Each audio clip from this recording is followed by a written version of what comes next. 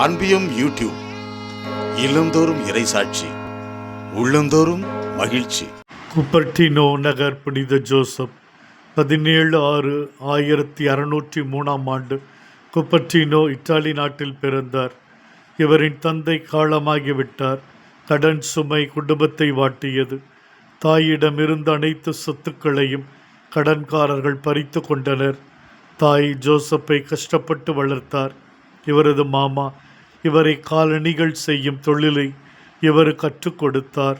சிறு வயதிலிருந்தே பக்தியில் வளர்ந்தார். இறை தரிசனங்களை பெற்றார். 1620 கப்பூச்சியின் மடத்தில் சேர்ந்து குருத்துவம் பெறாத அருட்சகோதரரானார். அயராது பணியாற்றினார்.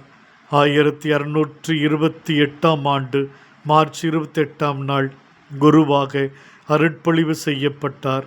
பரவச காட்சிகள் இவருக்கு கிடைத்தன. திருப்பலி வேளைகள் மற்றும் ஜெப வேளைகளில் பறப்பது போன்ற பரவச நிலையை அடைந்தார். அதனால் இவரை தனியதொரு சிறு அறையில் இருக்கச் செய்தனர். தன் வாழ்நாள் முழுவதும் கடுமையான கட்டுப்பாடுகளை கடைபிடித்தார். கடுந்தவ வாழ்வை வாழ்ந்தார். 18/9/1663 கடும் காய்ச்சலால் இறையடி சேர்ந்தார். விமான பயணிகளின் பாதுகாவலராய், தேர்வு எழுதுகிற மாணவ மாணவிகளின் பாதுகாவலராய் இருக்கிறார். புனித குப்பர்டினோவே, எங்களுக்காக எங்கள் மாணாக்கருக்காக வேண்டிக் கொள்ளும். இந்த அன்பியம் யூடியூப் சேனலை நீங்கள் ஷேர் பண்ணுங்க, சப்ஸ்கிரைப் பண்ணுங்க, லைக் பண்ணுங்க.